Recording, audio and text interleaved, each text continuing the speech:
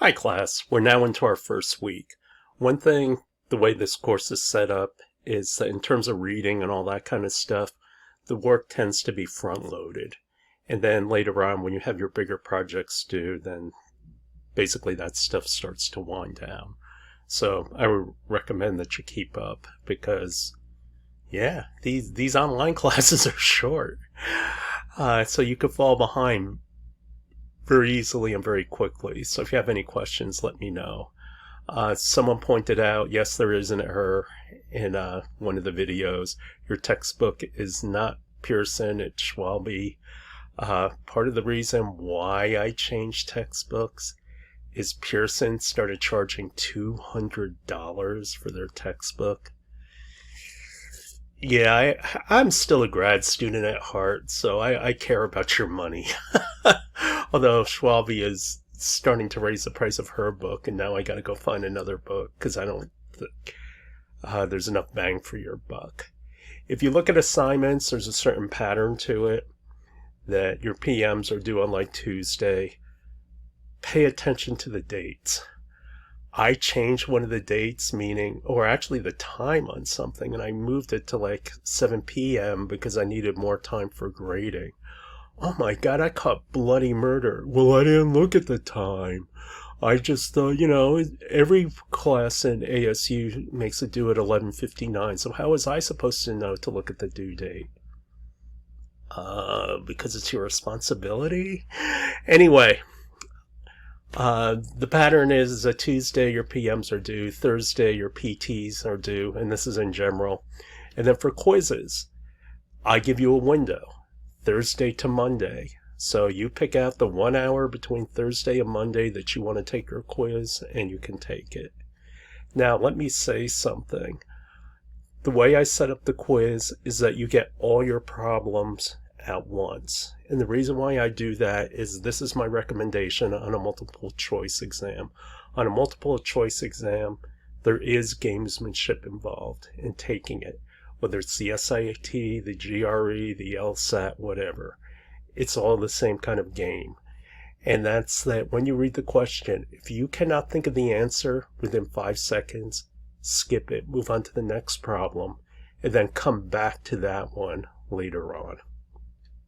There's been another problem also, and it's just been recent. It didn't happen in the beginning, but what's happening right now is students are cheating. They are collaborating together, and I'll put it this way. This first quiz, the class average was 85, which was abnormally high, and 10 people out of 60 got 100. Now, I would expect 1 or 2 people to get 100. It's not the hardest quiz in the world. And what that 1 or 200 shows me is that it's actually doable. That's why I always look at the high score. But 10 of them, and I got suspicious. So what did I do? I scrapped our standardized exams and wrote my own.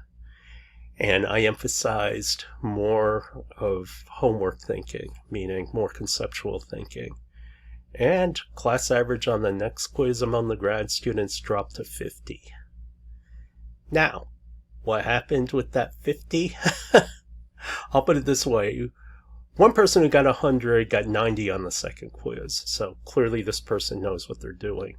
However, some of the hundreds, like they got 100 on the first quiz, and they got a 26 on the second quiz. 26 is, now considering it's a multiple choice test and you have 4 possible answers, 26 is like, we're talking monkey territory. It's like, what happened? Did you just get stupid overnight? Or maybe there was something else going on, and they also didn't do well in the third quiz. However, I dropped the lowest quiz. Now, the other option is to curve all 3 quizzes. And maybe I'll put a poll out to see what people would prefer to be graded. The reason why I like dropping one is maybe you're not used to it or whatever. So get one out of the way and then you can progress. I have one student, he was actually an A student, and he flunked the first quiz. And then he asked me for help. And then the next quiz he did above average. And the last quiz he got one of the top 3 grades in the class. Clearly he was in the business of learning. But don't cheat. If there's any chance of me catching you cheating, we have a no tolerance policy right now in TEM. I will turn you in right away. And then you're going to have to explain to the Office of Academic Integrity what you did. I added a module to your list, and it's called job hunting. And a lot of students come to me and ask for help. More than any other professor in TEM, I had a 30-year industrial career. Now, all the professors have had industrial careers. I've had the longest, but most of all, I've had the most jobs in the most different industries. So I kind of know something about the process. But even if you're not interested, like you have a job, you have a career path, and you don't need to worry about it, that's great. I'm glad you don't need me. But one lecture you might want to look at on that list is called How to Make Your Own Luck. Why was Steve Jobs successful? Oh, well, he was just lucky. Why was Elon Musk successful? Oh, he was just lucky. Well, what about Bill Gates? Oh, he was just lucky. After a while, you kind of wonder, is it really about luck? Or did they do something? And is there a pattern to that? And this is the foundation of all.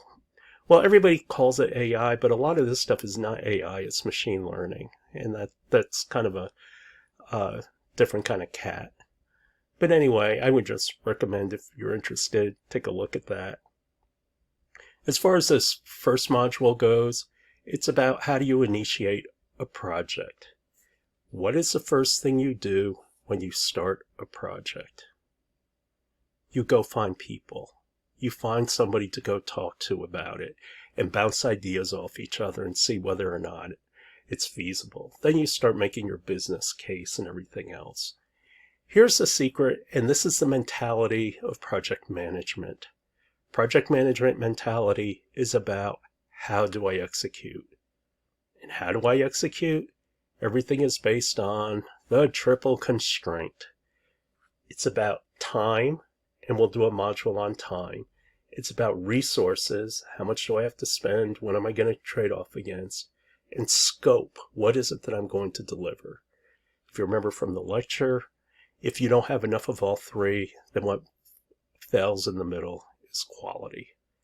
But if you understand and think about things, the moment you have something to execute on about the triple constraint, that's pretty much the entire game of project management. Good luck to everyone. If you have any questions, just let me know.